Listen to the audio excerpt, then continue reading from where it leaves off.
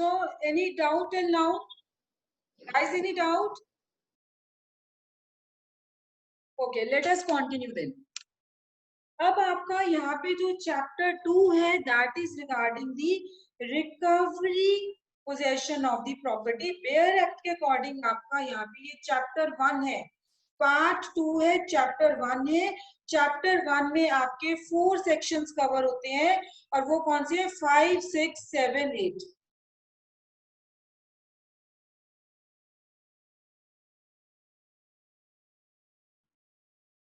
Rajat, what you are sending me the in chat 1 hour means?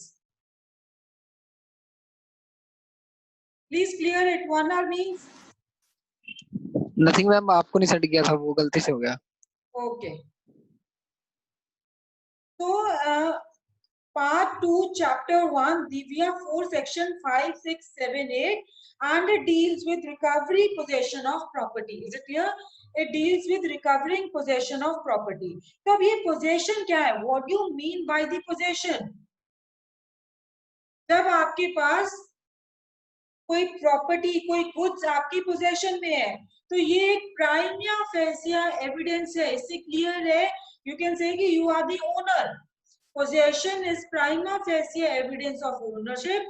तो possession अगर title में ripen हो रहा है बाय प्रिस्क्रिप्शन, जो हमने लिमिटेशन एक्ट में पढ़ा था section 25, possession ripens into title in course of time by prescription. Prescription means long time. So section 5 और 6 है, ये 2 रेमेडीज आपकी प्रिस्क्राइब कर रही है to a person dispossessed of immovable property. Is it clear? 5 और 6 ये 2 रेमेडीज हैं अगर किसी पर्सन को इमूवेबल प्रॉपर्टी से डिस्पोजेस कर दिया। और 7 और 8 सेक्शन 2 रेमेडीज है वो that is related with the movable property. तो मैंने आपको ये बताया था कि रिकवरिंग पोजेशन ऑफ प्रॉपर्टी में यू हैव 4 सेक्शन 5, 6, 7, 8।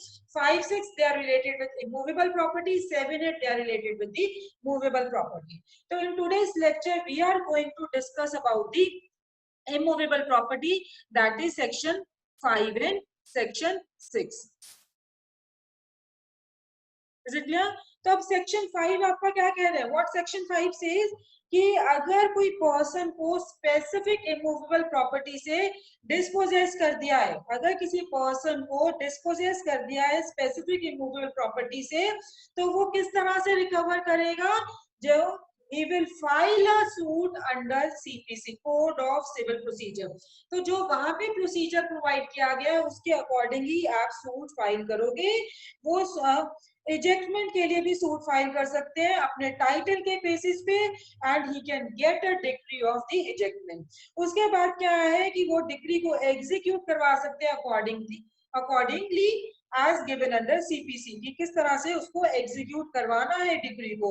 वो लॉ अपने हाथों में नहीं ले सकता। देखो, you can not take law in your own hand और you can not obtain the possession of the property with force. तो वहां पे क्या है, आप कोर्ट्स में जा सकते हो, उसके अगेंस्ट केस फाइल कर सकते हो, प्रोसीजर फॉलो करोगे जो कि सीपीसी में दिया गया है।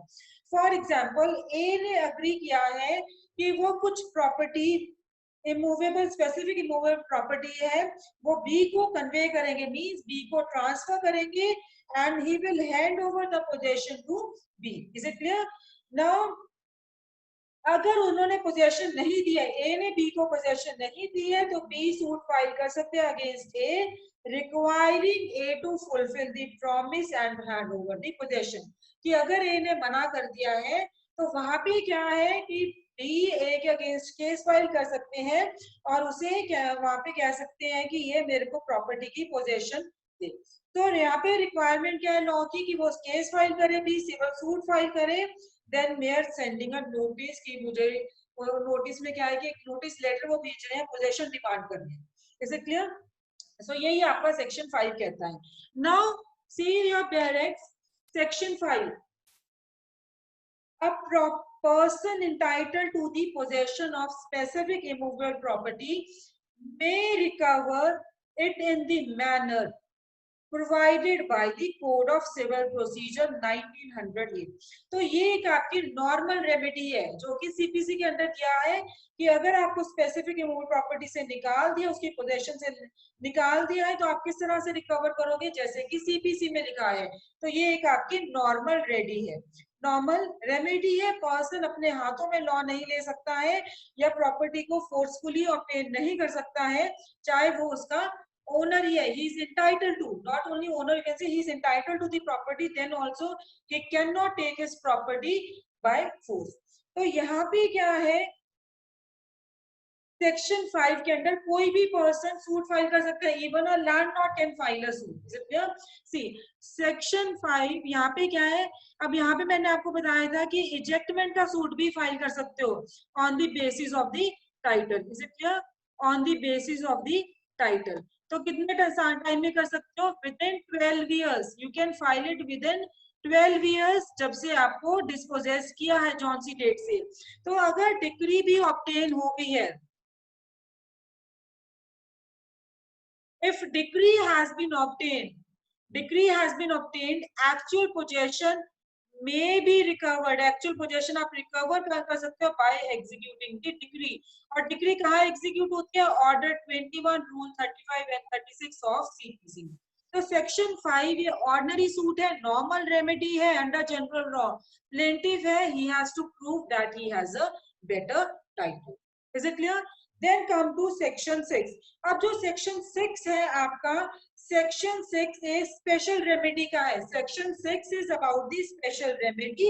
वहां पे आपको सेक्शन 6 में क्या है अब कि यहाँ पे irrespective of any question of title, ठीक है, क्वेश्चन ऑफ टाइटल की यहाँ बात नहीं कर रहे हैं, वो प्रॉपर्टी अगर पर्सन को डिस्पोजेस किया गया है, if a person has been dispossessed of the immovable property और उसकी consent के बिना, उसको consent के बिना निकाला गया है, otherwise then in due course of law he will be entitled to recover the possession। is it clear? so इसमें आपका क्या है, आपका क्या टाइटल है, इट डजंट मैटर। अगर आपको आपकी कंसेंट के बिना इमूवेबल प्रॉपर्टी से डिस्पोजेस किया गया है तो you are entitled to recover the possession. यही आपका सेक्शन 6 कहता है। Is it clear? So section 6 एक स्पेशल रेमेडी है for recovery of immovable property. Section 5 again I am repeating, these two sections are very very important. Section 5 normal remedy provide कर रहा है, CPC और वो सीपीसी के अंडर प्रोवाइड कर रहा है, नॉर्मल रेमेडी प्रोवाइड कर रहा है सीपीसी के अंडर कि person है, he has a right of possession of immovable property but he has been dispossessed। तो नॉर्मल प्रोसीजर क्या है कि आप सूट फाइल करो। Is it clear?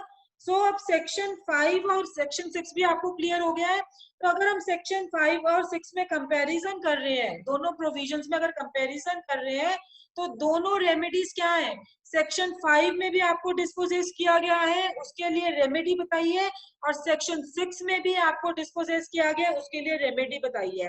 तो दोनों ही सेक्शंस में, सेक्शन 5 और सेक्शन 6, इज इट क्लियर? पहला कंपैरिजन क्या है कि दोनों ही सेक्शंस में आपको रेमेडी बताई गई है against the dispossession of property, immovable property. Do remember 5 and 6 they are related with the immovable property. लेकिन then in both second comparison क्या है कि दोनों सेक्शंस में प्लेंटिफ है, plaintiff has to be the person dispossessed. Plaintiff has to be the person dispossessed. क्यों? Because dispossession ही cause of action है। थर्ड अगर हम कंपैरिजन करें दोनों में, जो नेसेसरी पार्टी है एज अ डिफेंडेंट, दोनों ही केसेस में सेक्शन 5 और सेक्शन 6 में, अगर जो नेसेसरी पार्टी है as a defendant, both has to be the person who has caused the dispossession। is it clear? so we have 3 comparisons, 3 points है, दोनों रेमेडी, दोनों। एक्सक्यूज मी मैम, yes आप please ये necessary party वाला point दोबारा explain करोगे? I hope so। you are Komal you are asking? Yes ma'am, Okay। Yes ma'am, yes तो ma'am. Necessary party में क्या है कि जो डिफेंडेंट है, देखो नेसेसरी पार्टीज आपने सीपीसी में पढ़ा होगा, नेसेसरी पार्टी कौन है। तो necessary party as a defendant की बात कर रही हूँ दोनों केसेस में, सेक्शन 5 और सेक्शन 6 में। वो कौन सा पर्सन होना चाहिए? जिसने डिस्पोजेस किया है। Suppose I am the defendant, तो मैंने आपको डिस्पोजेस किया है, तो वो नेसेसरी पार्टी होनी चाहिए वहां पे। Is it clear? ये नहीं है कि वहां पे आप किसी और को पार्टी बना रहे हो जो कि नेसेसरी पार्टी नहीं है। Is it clear Komal? Are you Oh, clear yes, on? ma'am. Okay, Yes, ma'am. Thank you. so we have three comparisons. Is it clear? Now अगर हम सेक्शन 6 के अंडर सेक्शन 6 की बात करते हैं, तो सेक्शन 6 के अंडर जो एप्लीकेशन है that is a special remedy. However, for the application of section 6 as a special remedy, following conditions must exist. Is it clear? अब अगर हमें सेक्शन 6 के अंडर एप्लीकेशन करनी है स्पेशल रेमेडी के लिए, तो वहां पे कुछ कंडीशंस एग्जिस्ट होंगी जो कि हम सेक्शन 6 को एनालाइज करेंगे तब हमें पता लगेगा. तो ये कंडीशंस क्या है? सबसे पहली कंडीशन क्या है कि जो सब्जेक्ट मैटर है डिस्प्यूट का वो इमूवेबल प्रॉपर्टी होना चाहिए. जो सब्जेक्ट मैटर है डिस्प्यूट का that must be immovable property. Second क्या है? जो कॉज ऑफ एक्शन है, cause of action है that must be dispossession of an immovable property. Is it clear? सबसे पहले क्या है कि अगर सेक्शन 6 मैं क्या डिस्कस कर रही हूँ कि सेक्शन 6 के अंडर अगर एप्लीकेशन आपको करनी है एज अ स्पेशल रेमेडी, तो कुछ कंडीशंस आपको सेटिस्फाई करनी पड़ेगी. सबसे पहली कंडीशन क्या है कि जो सब्जेक्ट मैटर है डिस्प्यूट का that must be immovable property. Second क्या है? जो कॉज ऑफ एक्शन है दैट मस्ट बी कि आपको इमूवेबल प्रॉपर्टी से डिस्पोजेस किया गया है. देयरफॉर जो प्लेंटिफ है he must be in possession. Plaintiff must be in possession first and defendant has to be the person who has dispossessed him. Third condition क्या होनी चाहिए कि जो डिस्पोजिशन है, आपको जो डिस्पोजेस किया गया इमूवेबल प्रॉपर्टी में से वो प्लेंटिफ की कॉन्सेंट के बिना होनी चाहिए. Is it clear? That is without the consent of the plaintiff and not in accordance with the procedure of law. Fourth condition क्या होनी चाहिए कि जो डिफेंडेंट है वो प्राइवेट पार्टी होगा. अगर सेक्शन 6 के अंडर आपको एप्लीकेशन देनी है, सेक्शन 6 अप्लाई करना है, तो पार्टी प्राइवेट होनी चाहिए. Disposition is done by the party that is not, जो अगर गवर्नमेंट से रिलेटेड है that is not covered by the section 6. So defendant has to be a private party. Next condition क्या है कि जो सूट है must be brought with in special prescribed period of limitation, और वो लिमिटेशन पीरियड आपको 6 months का दिया गया है सेक्शन 6 में. Is it clear? ये 6 मंथ कब से कैलकुलेट होंगे? जब से आपको डिस्पोजेस किया गया है, जौन सी डेट को आपको डिस्पोजेस किया गया है, और उसके बाद जब या फिर जब आपको नॉलेज हुई है कि आपको डिस्पोजेस कर दिया गया है, विच एवर इज लेटर. देखो 6 मंथ्स का टाइम पीरियड कब से कैलकुलेट होगा? जिस दिन से आपको डिस्पोजेस किया गया है या फिर जब से आपको नॉलेज आई है, नॉलेज में आया आपके कि आपको डिस्पोजेस कर दिया, विच एवर इज लेटर तब से कंटिन्यू होगा. Is it clear? Next condition क्या है? कोई भी अपील या रिव्यू नहीं आएगा, कोई भी अपील नहीं होगी, रिव्यू नहीं होगा, is permitted against the decision under section 6. Is it clear? तो section 6 की मैंने आपको 6 conditions बताई हैं. I am repeating it again. जो subject matter है dispute का वो immovable property होना चाहिए. Cause of action है वो dispossession, immovable property में से dispossess किया है. Third क्या है कि जो dispossession है that must have taken place without the consent of the plaintiff and not in accordance with the procedure of law. Not in accordance with the procedure of law means that means कि अगर according to law आपको dispossess किया गया तब आप section 6 से apply नहीं कर सकते हो. फोर्थ कंडीशन क्या है? डिफेंडेंट ये प्राइवेट पार्टी होनी चाहिए. सेक्शन 5 में क्या है? वो 6 मंथ्स में ही सूट आप फाइल करोगे सेक्शन 6 के अंडर जब से डिस्पोजेस किया गया है, जिस दिन से डिस्पोजेस किया गया है या फिर जिस दिन से आपकी नॉलेज में आया है, whichever is later. लास्ट क्या है कि कोई अपील या रिव्यू परमिट नहीं है against the decision under section 6. Is it clear? So come to the bare act. Bare language is very very important for your pre exam. तो आपको एक एक वर्ड क्लियर होना चाहिए सेक्शन 6 के under. See, sued by possession dispossessed of immovable property. if any person is dispossessed without his consent of immovable property. Is it clear? अब any person, मैंने बता दिया कि किसी पर्सन को भी डिस्पोजेस किया गया इमूवेबल प्रॉपर्टी से without his consent, otherwise done in due course of law, that is exception, कि अगर आपको अकॉर्डिंग टू लॉ डिस्पोजेस किया गया है तो वहां पे ये सेक्शन 6 एप्लीकेबल नहीं होगा. He or any person claiming through him may by suit recover possession thereof, notwithstanding any other title then may be set up in such suit. Is it clear? तो वहां पे क्या है आपका, he or any person claiming through him में, अब वो person है जिसको डिस्पोजेस किया गया है या उसके अंडर कोई क्लेम कर रहा है, मे बाय सूट रिकवर, किस तरह से सूट फाइल करेगा और पोजेशन को रिकवर कर सकते हैं, not with standing any other title that is set up in such suit. Is it clear? तो ये आपका सेक्शन 6 आपको क्लियर हो गया होगा. अब देखो, अब 2018 का अमेंडमेंट में मैंने आपको ये बताया था कि सेक्शन 6 में कुछ अमेंडमेंट्स हैं. तो वो सेक्शन 6 में क्या है, again I am reading, hope so you all are having bearings.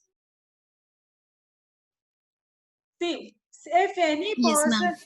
if any person is dispossessed without his consent of immovable property, otherwise than in due course of law, he or any person claiming through. Is it like claiming through? अब यहाँ से आपका change है, claiming through के बाद इन्होंने क्या add किया है, whom he has been in possession or any person claiming through. Whom he has been in possession or any person claiming through him may by suit recover possession thereof, notwithstanding any other title that may set up in such suit. Just a bit, I'll show you the amendment.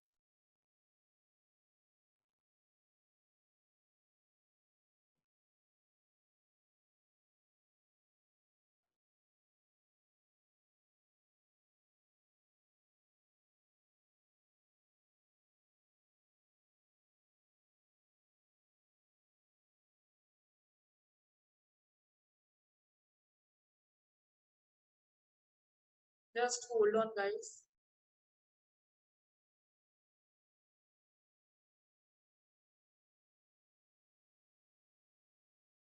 Just. तो अगर आप section 6 में क्या है आपको clear हो गया? Hope you are clear with section 6. Yes, ma'am. Ma'am amendment जो आप बता रहे थे कि सेक्शन 6 में अमेंडमेंट हुई, वो क्या हुई थी? वही मैं आपको एक बार दिखा रही हूँ. उसमें क्या है कि जैसे पहले आपको सेक्शन 6 1963 में क्या बताया है कि अगर कोई पर्सन क्लेम कर रहा है, इज इट क्लियर, उसके जिसको डिस्पोजेस किया उसके थ्रू कोई क्लेम कर रहा है, तो ही मे बाय सूट रिकवर, सूट से रिकवर कर सकते पोजेशन. लेकिन अब यहाँ पे क्या कर दिया, through whom he has been in possession, जिसके थ्रू वो पोजेशन में आया है, और any person claiming through him, वो अमेंडमेंट आया है.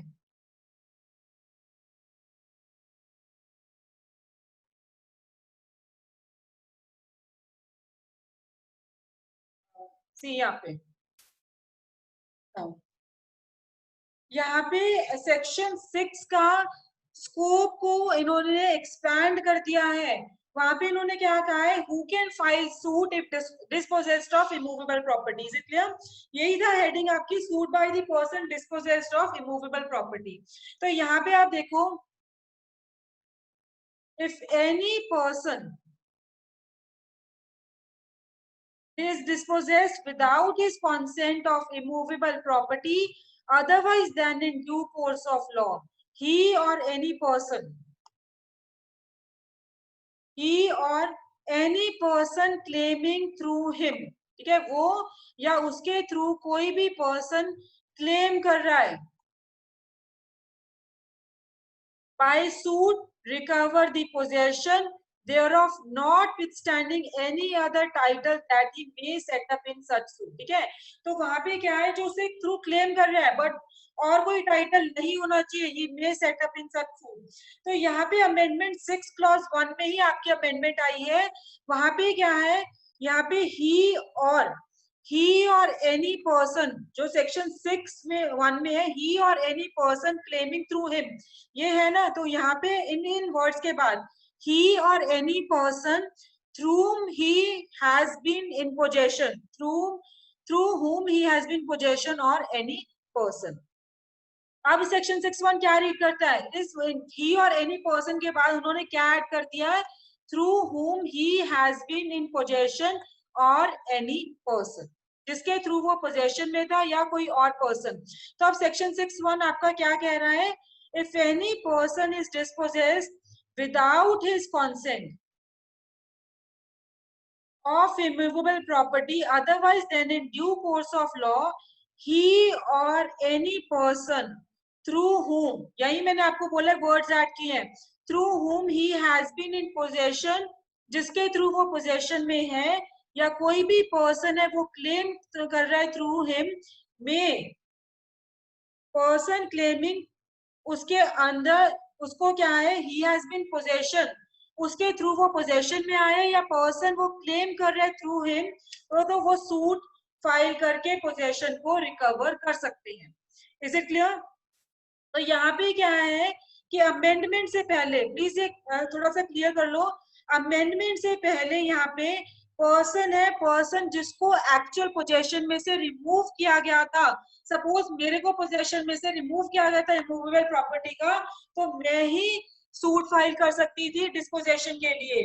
लेकिन अब यहाँ पे क्या है, इन्होंने कहा था कि अगर मेरा कोई ओनर, मेरा कोई एजेंट है, अगर सपोज मैंने रेंट पे लिया था, इवन मेरा ओनर भी फाइल नहीं कर सकता था सूट. यहाँ पे एक पॉइंट क्लियर करो. सपोज मैंने टेनेंट मैं टेनेंट हूँ, मैंने एक प्रॉपर्टी रेंट पे ली थी.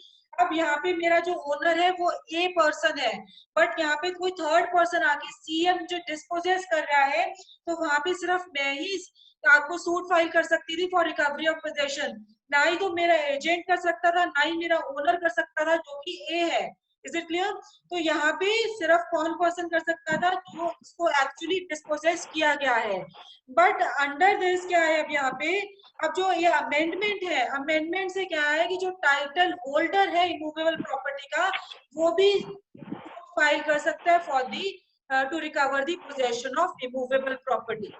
Is it clear? मैम आपका ऑनर भी शू कर सकते हैं ना इसमें, उसके तो टाइटल उसके पास है ना ऑनर के पास. देखो जो हमारा 1906 अमेंडमेंट से पहले क्या है, सिर्फ जो जिस पर्सन को एक्चुअली डिस्पोजेस किया गया था.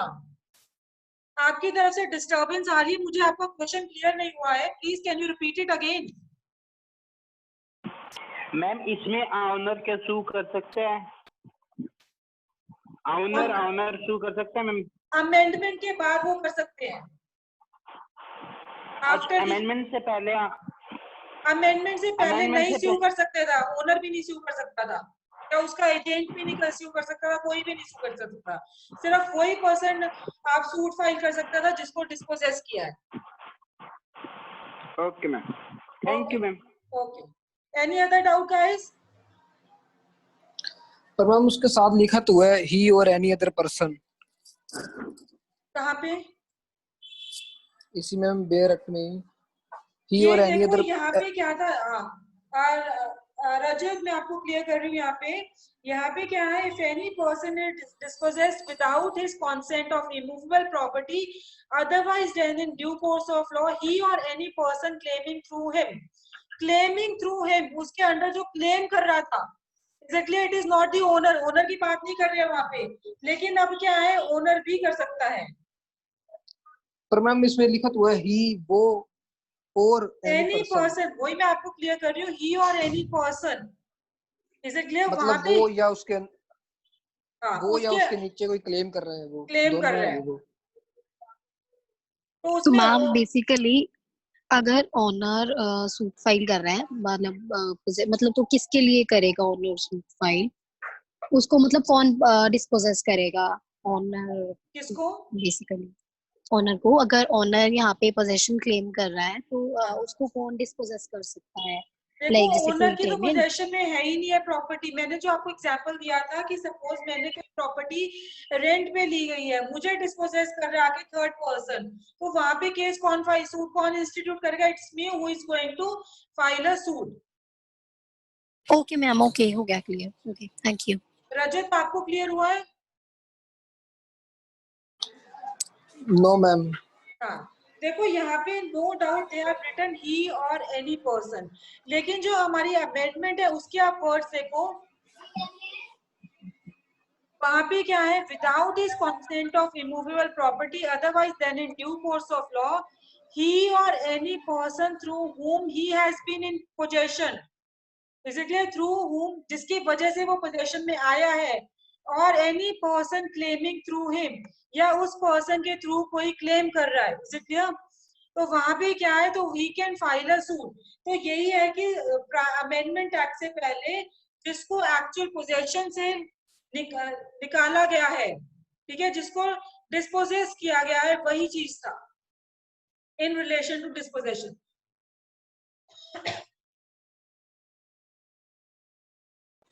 Is it clear?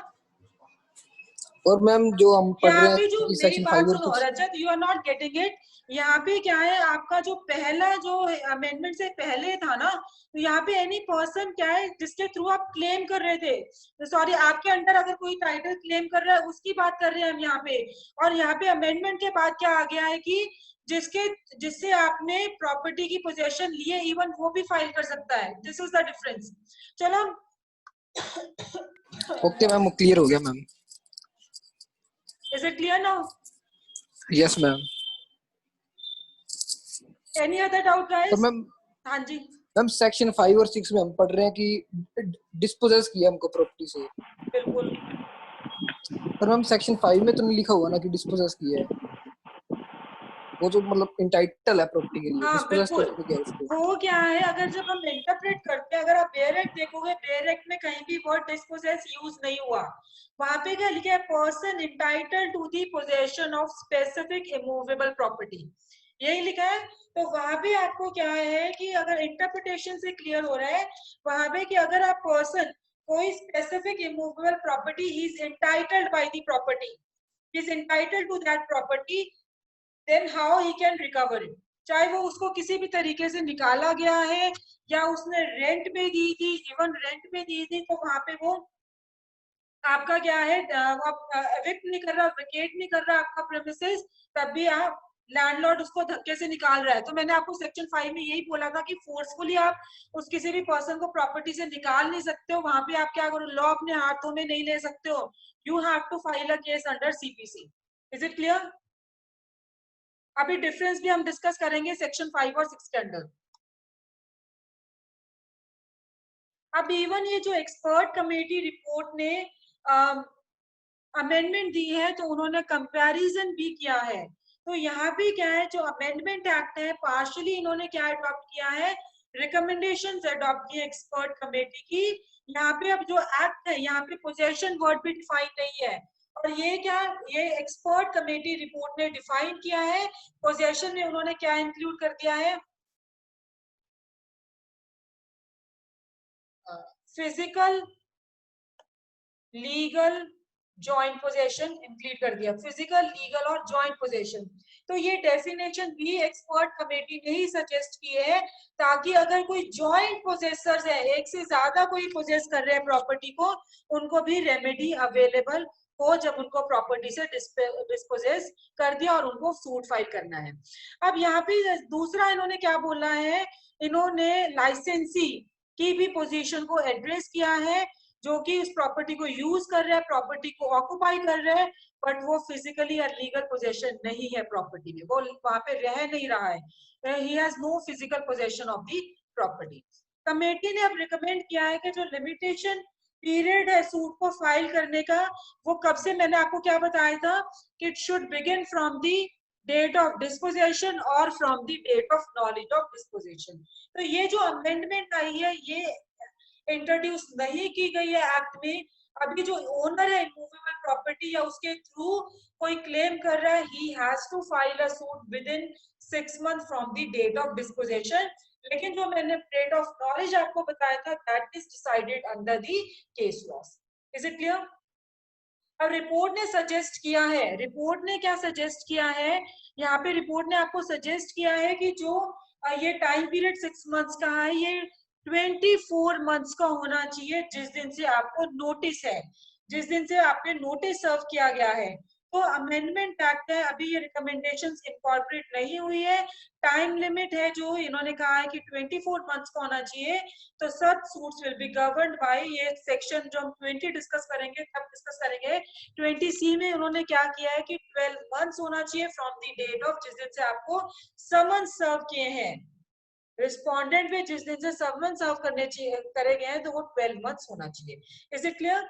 तो ये अब आपका सेक्शन 5 और सेक्शन 6 था। सेक्शन 6 का क्लॉज 2 देखो, no suit under this section shall be brought, no suit under this section shall be brought after the expiry of 6 months from the date of dispossession. Is it clear? और against the government. तो मैंने आपको ये दोनों चीजें बता दी है कि ये प्राइवेट पार्टी को अप्लाई होता है, it doesn't apply to against the government. Is it clear? और ये सूट कितने टाइम में फाइल होगा? 6 मंथ्स में। Next third, no appeal shall lie from any order or decree. तो ये भी मैंने आपको बताया था, सेक्शन 6 के ऑर्डर या डिक्री से सेक्शन 6 के अगेंस्ट कोई अपील नहीं होगी in any suit instituted under this section, nor shall any review of any such order or decree shall be allowed. तो अपील और रिव्यू नहीं होगी, ये ऑलरेडी मैंने आपको बता दिया है।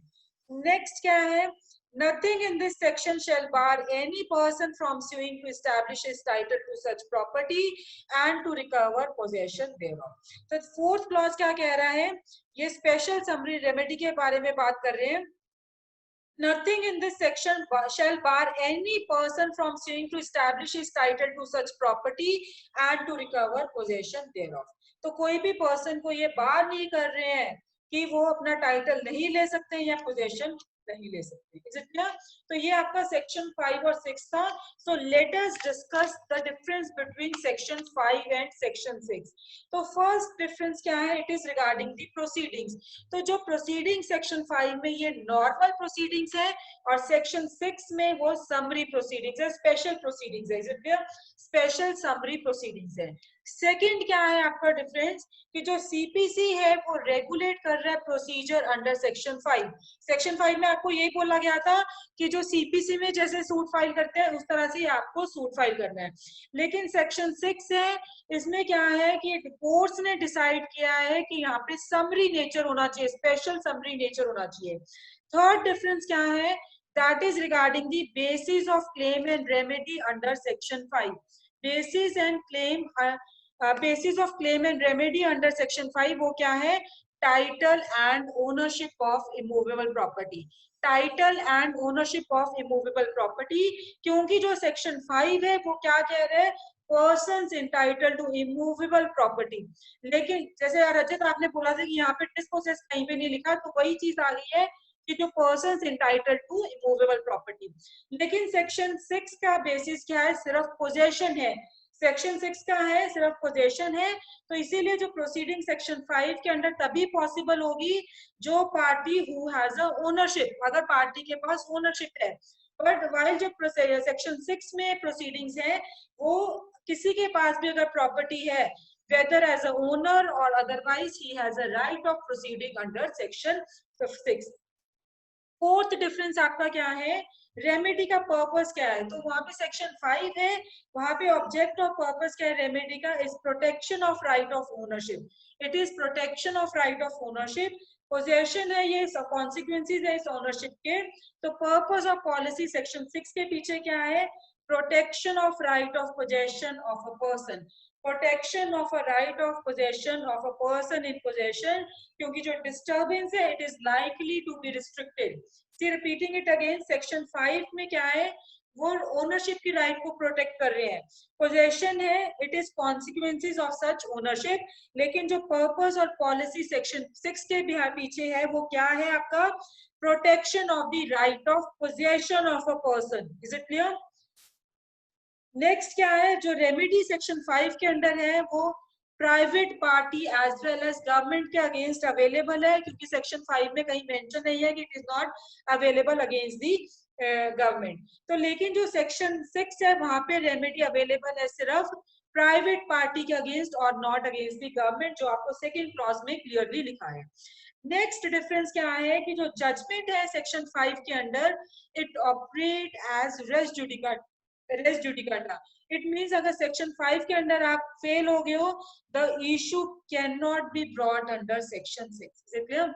आपने कहा चलो सेक्शन 5 के अंडर मुझे रेमेडी रिलीफ नहीं मिला है, सेक्शन 6 में चले जाते हैं, पर क्यों, बट जजमेंट अंडर सेक्शन वो कंक्लूसिव नहीं है, मेरिट्स पे नहीं है, दैट इज, ठीक है। सेक्शन 5 है, वहां पे रेस जुडिकेटा अप्लाई हो रहा है, सेक्शन 6 में नहीं हो रहा है रेस जुडिकेटा अप्लाई, क्योंकि वहां पे जो डिसीजन होगा वो कंक्लूसिव नहीं होगा on merits being based on one fact only. और वो वन फैक्ट क्या है कि पोजेशन का। तो अगर पर्सन सेक्शन 6 के अंडर फेल हो रहा है, he can file a suit under section 5, but converse is not true कि अगर सेक्शन 5 में आप आ रहे हो, फेल हो गए, सेक्शन 6 के अंडर आप नहीं कर सकते हो। So res judicata is applied under section 5, not under section 6। Next difference क्या है, अपील रिव्यू रिवीजन जो है प्रोसीडिंग्स की under section 5, appeal review revision ये अवेलेबल है सेक्शन 5 के अंडर, कहीं वहां पे मेंशन नहीं है कि इट इज नॉट, वहां पे अपील रिव्यू रिवीजन नहीं कर सकते हो। तो यहाँ पे जो सारी, क्योंकि वहां पे क्लियरली लिखा है आपको कि जो सारी प्रोसीडिंग्स है वो किस तरह से रेगुलेट होंगी, सेक्शन 5 सीपीसी के अकॉर्डिंग रेगुलेट होंगी, it will be regulated according to code of civil procedure. So you can make an appeal, prefer an appeal review revision under section 5, but section 6 में हमें clearly लिखा है कि appeal और review they are expressly barred। तो ये जो controversy है, अब section 6 में controversy आ रही है कि revision allowed है या नहीं है, तो यहाँ पे कोर्ट्स के डिफरेंट व्यूज हैं, डिफरेंट ओपिनियंस हैं। कुछ कोर्ट्स कह रहे हैं कि रिवीजन अलाउड है क्योंकि जो एक्सप्रेसली बार्ड नहीं है, दैट शुड बी अलाउड। वहां पे उन्होंने अपील रिव्यू का मेंशन किया, रिवीजन का नहीं मेंशन किया। लेकिन कुछ हाई कोर्ट क्या कह रहे हैं कि जो प्रोसीडिंग है सेक्शन 6 के अंदर वो समरी है, सो रिवीजन अलाउड नहीं होना चाहिए। तो इसमें क्या फर्स्ट व्यू ज्यादा बेटर है कि वहां पे मेंशन नहीं है तो रिवीजन अलाउ होना चाहिए। लास्ट डिफरेंस क्या है कि जो नॉर्मल रेमेडी है लिमिटेशन की वो 12 years होता है from the dispute, that is from the cause of action, but it is restricted to 6 months in case of section 6. Is it clear guys? तो section 5 के अंदर आप section 12 years तक फाइल कर सकते हो और section 6 में आप सिर्फ 6 months तक ही केस फाइल कर सकते हो। Is it clear? Any doubt? तो इसको हम कल इसके रिगार्डिंग केस लॉस डिस्कस करेंगे, तब आपको ज्यादा क्लियर हो जाएगा। और भी any doubt? No ma'am. Okay, so we'll continue tomorrow. Ma'am कल क्लासेस, हाँ जी मैम कल क्लास इसी टाइम लगेगी? कल नहीं, कल क्लास इसी टाइम कल क्लास आपकी 1 o'clock होगी क्लास, क्लियर? सॉरी 12 o'clock, 12 दोपहर को 12 o'clock आपकी क्लास होगी कल। I was having some work, that's why I took your class in the evening. Tomorrow we will meet at 12. Okay? Okay, okay, thank you. Okay, thank you. Bye bye. Oh, okay.